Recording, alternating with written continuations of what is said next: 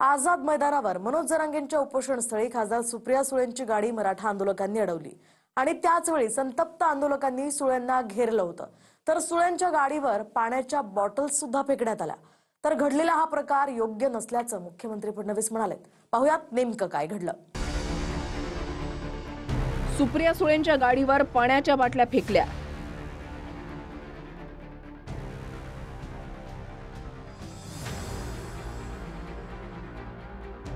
सुप्रिया सुळेंना मराठा आंदोलकांचा घेराव।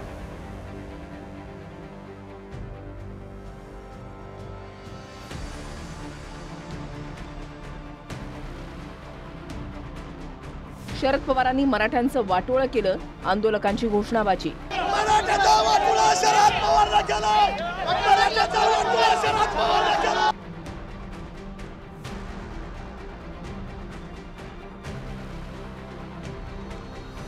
मराठा आरक्षणाच्या मागणीसाठी आझाद मैदानात सुरू असलेल्या जरांगेंच्या बेमुदत उपोषण स्थळाला खासदार सुप्रिया सुळेंनी भेट दिली आहे। या भेटीनंतर सुप्रिया सुळे पुन्हा परत जात असताना त्यांची गाडी आंदोलकांनी अडवली आहे।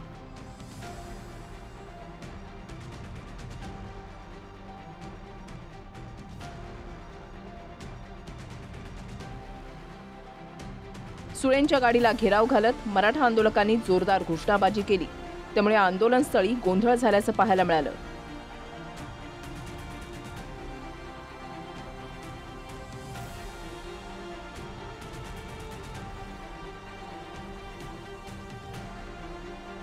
आझाद मैदानात सुप्रिया सुळेंच्या गाडीवर मराठा आंदोलकांनी पाण्याच्या बाटल्या फेकल्या।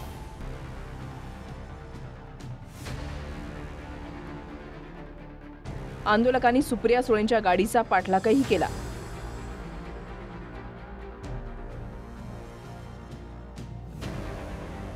सुप्रिया सुळेंच्या गाडीवर पाण्याच्या 4 बॉटल्स फेकल्या।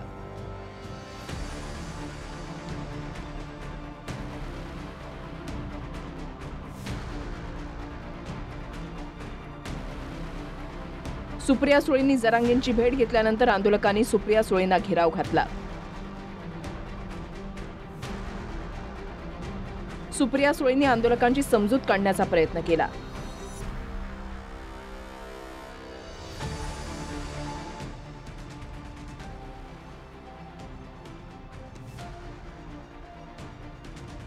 आंदोलकांनी सुळेंच्या गाडीलाच घेराव घातला।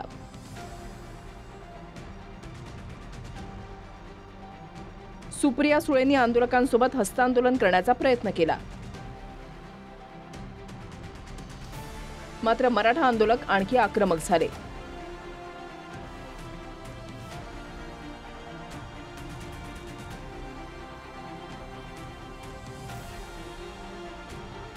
एका व्यक्तीने सुळेंना गाडीत बसून निघून जाण्याचा आग्रह केला।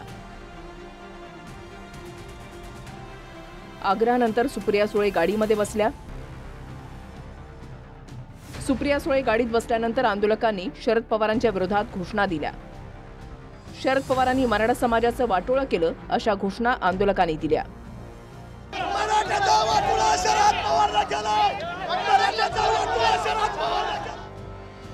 सुप्रिया सुळे गाडीमध्ये बसून जात असताना आंदोलकांनी त्यांची गाडी पुन्हा अडवली।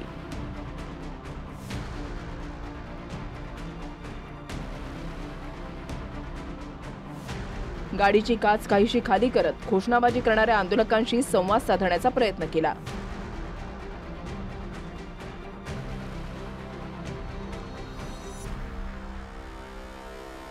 काही आंदोलकांनी सुप्रिया सुळेंच्या गाडीला वाट मोकळी करून दिली।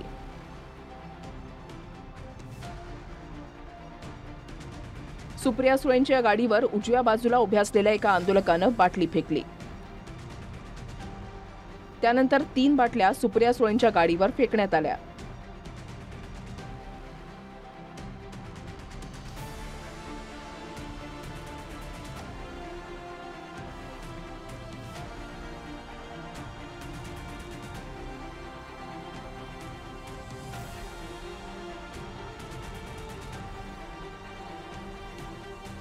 ज्या आंदोलकानं शरद पवारांच्या विरोधात घोषणा दिल्या, त्याच आंदोलकानं शेवटी सुप्रिया सुळेंच्या गाडीवर हातही मारले।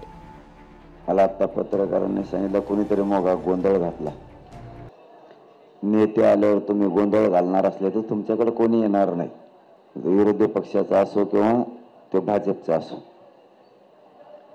कोणी जरी आलं तरी जोवर आपला सहन होत आहे तोवर सन्मान करा. ज्यावेळेस आपल्याला वाटणार आहे आरक्षण भेटत नाही त्या टायमाला बघू आपण काय करायचं.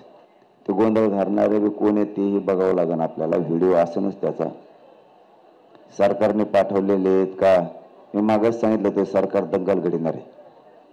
माझे पोर असं करत नाहीत.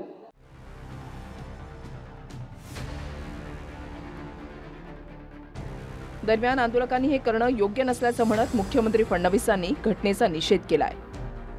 नेते गेल्यानंतर वागणूक चांगली मिळाली पाहिजे अशी प्रतिक्रिया फडणवीसांनी घडलेल्या प्रकारावर दिली आहे. मला असं वाटतं असं करणं योग्य नाही आहे.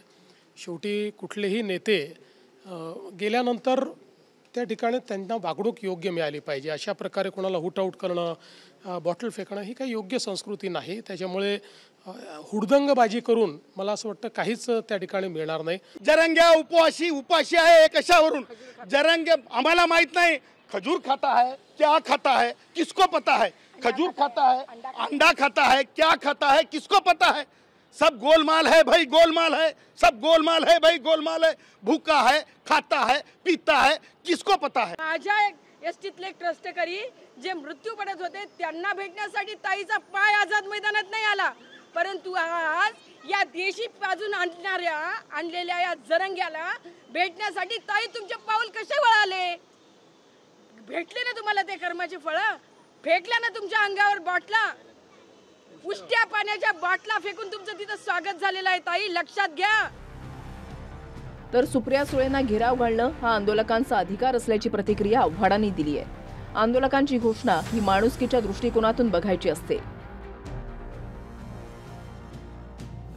चिडलेला माणूस हा घोषणा देतो, रागावतो, पण प्रगल्भ नेतृत्वानं ते संयमानं घ्यायचं असतं असं आव्हाड यांनी म्हटलंय. जेवायला अन्न नाही, शौचालयाला जागा नाही, कुठली सोय नाही, हे आंदोलन चिरडण्याचं काम या सरकारने केलं. त्यामुळे आंदोलक चिडलेले आहेत आणि आपल्या हक्काची बहीण आपल्या घरी आलेली आहे, तिला प्रश्न विचारण्याचं धारिष्ठ्य यांनी दाखवलं. आणि काही जणांच्या भावना त्यांना आवड घालायला पाहिजे होतं, पण ते प्रत्येक गोष्ट काय आपल्या हातात नसते. आपण ते आपलं तिच्यावर नियंत्रण नसतं. लाखांच्या मोर्चांमध्ये एखाद दोन आगाऊ असतात.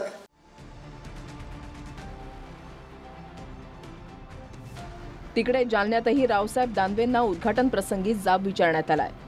मराठा आंदोलक मुंबईमध्ये उपाशी मरतायत आणि तुम्ही गावाकडे उद्घाटन कसे करता असा सवाल दानवेंना विचारण्यात आलाय. नवीन ग्रामपंचायत कार्यालयाच्या उद्घाटन प्रसंगी हा प्रकार पाहायला मिळाला.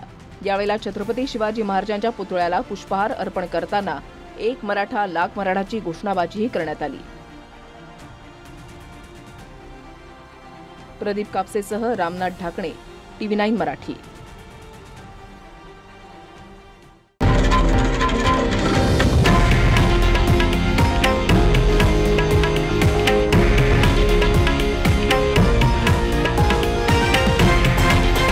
हे आहे देशातील नंबर 1 न्यूज नेटवर्क आणि आपण पाहत आहात TV9 मराठी, एकमेव.